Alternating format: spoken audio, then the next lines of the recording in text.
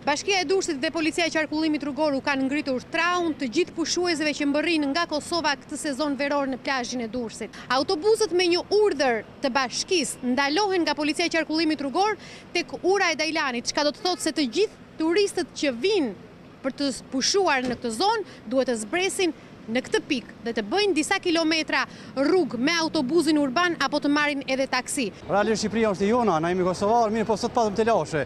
Në hyrje këtu, policia ndali rrugën, nuk e di arsyen. Kemi kaluar shumë pjesë rrugës me këtë autobus si për sheni. Ishte vështirë të futesh në këtë pjesë, për shkak kaplull të rrymës elektrike. Na do të vijmë, nuk ka kush na nal për pushime. Po nuk na lejojnë policia, na tjetër rrugë s'ke, ose të na lejojnë edhe çit muj det na dhoni dot saktume. Dhe me filan dote, dhe sa të nxerëm njerëz që i kena për mrana.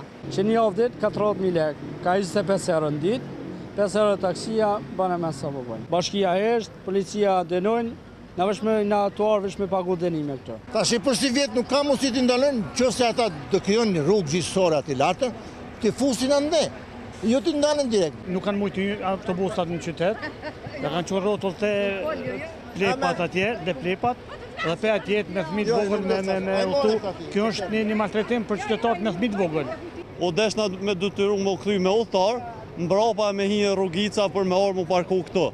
Kjo maltretim i madh për qytetarët e Kosovës, për shembull që vijnë pushimet mi kryen. Dikush him me autobus, nuk e ndalin fare policia, neve na ndalin. Në rrugën Pavarësia në Durrës nuk mund të hyjë asnjë autobus nga Kosova, ndërsa pushuesit janë shumë të shqetësuar. Çfarë do të bëhet me ta? Ata që duan të vinë në Durrës kanë mbetur në hyrje të qytetit të Durrësit.